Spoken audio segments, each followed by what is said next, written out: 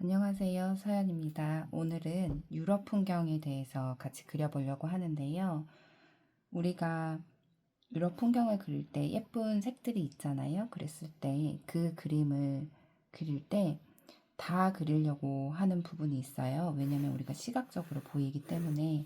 근데 그걸 다 그리기보다는 중요한 요소들을 조금 더 먼저 살펴본 다음에 내가 그려야 될 포인트 를 집중적으로 그리는 연습을 하시면 좋을 것 같아요. 사실 집집마다 너무 예쁘고 아름답지만 우리가 표현해야 되는 것들이 있을 것 같아요. 그러면 여기에서는 이제 정확한 사실 이 그림은 구도상 그렇게 좋지는 않은데요. 선생님들께서 이런 구도라든가 이런 탑의 표현을 어떻게 하면 좋을지에 대해서 같이 얘기를 나누면 좋을 것 같아서 이 그림을 그렸어요. 맨 처음에 탑의 위치를 표현을 한 다음에 집을 어느 정도 위치에서 그릴 것인지 보면 좋을 것 같아요.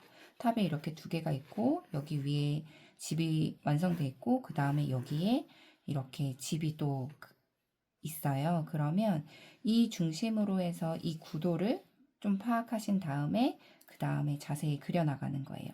그럼 탑을 그릴 때는 맨 처음에 이 중심축을 잡고 이 대칭이 되게끔 해서 그림을 그려나가는 거예요.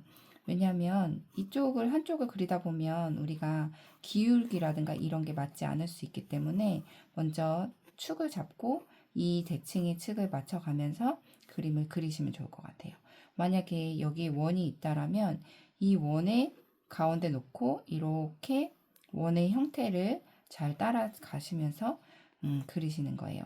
만약에 이 원의 중심이 축이 조금 아래에 있다 그러면 이렇게 아래 그리고 이렇게 형태를 그리는 거죠.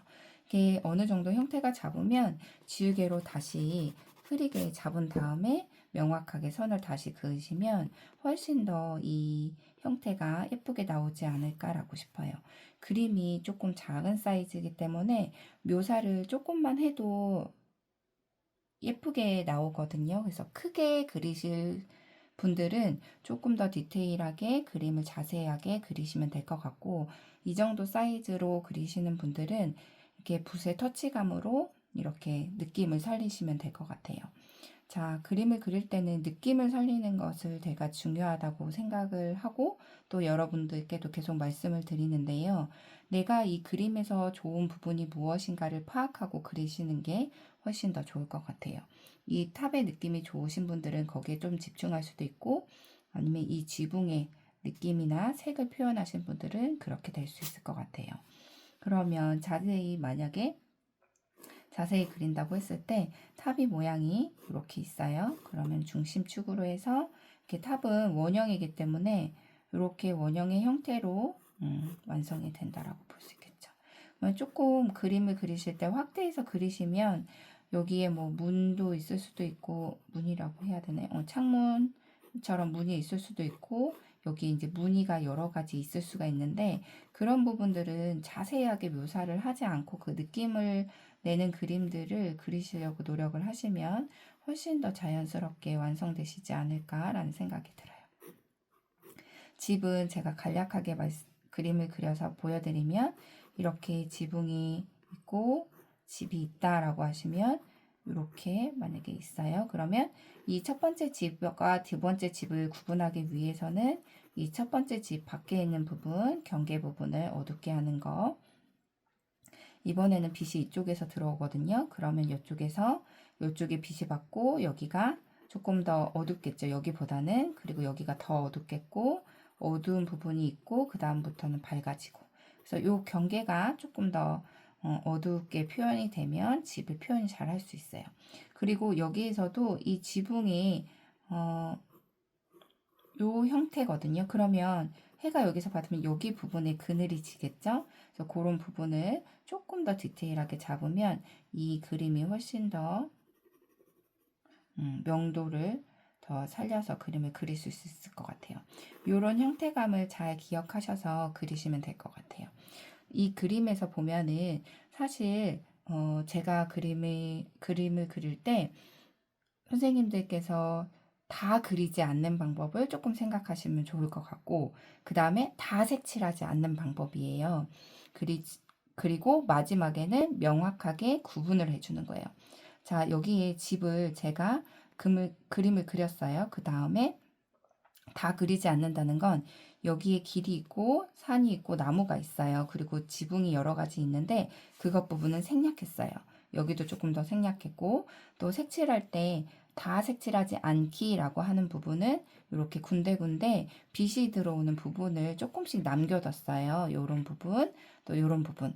그러니까 선생님들께서 조금 빈 부분을 조금 남겨두셔서 다 색칠하지 않기. 그런데 그 부분을 하고 나서 명확하게 해야 되는 건 이렇게 구분해 주는 부분, 이 집과 이 집의 사이에 명도, 그래서 이렇게 튀어나올 수 있게 하는 부분을 채색을 명확하게 해주면 이 그림이 조금 더 명확하게 나오는 것들을 보실 수 있을 것 같고요. 그리고 여기에 탑을 그릴 때 탑을 너무 작기 때문에 여기 하나의 문을 이렇게 그리기가 어려워요.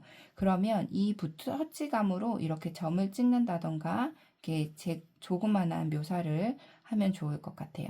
그리고 여기 선도 선생님들께서 이 붓을 세워가지고 한 번에 딱 그으시면 될 것 같고, 사실 이렇게 그다가 흔들리는 부분은 그냥 그대로의 맛으로 살리시는 게 낫지 이거를 다시 지우거나 수정하시지 않으셨으면 네, 좋겠어요. 그리고 이렇게 선을 그릴 때는 최대한 내가 최선을 다해서 예쁘게 그림을 그어요. 근데 생각보다 마음에 들지 않는다라고 했을 때는 이렇게 명암의 처리를 해주면서 기둥에 명암을 처리를 해주면 이 그림이 뭐 특별하게 이상해지지 않거든요. 그러니까 조금 더 자신감을 잊고 선을 그어야지 선이 예쁘게 나온다는 걸 조금 더 기억하시면 네, 될 것 같아요. 그래서 자연스럽게 이렇게 표현을 했고, 제가 여기가 이야기거리가 많기 때문에 하늘은 간단하게 표현을 했거든요. 그래서 선생님들께서도 천천히 이 그림을 완성해 나가시기를 네, 바랄게요. 행복한 시간 되시기를 바랍니다.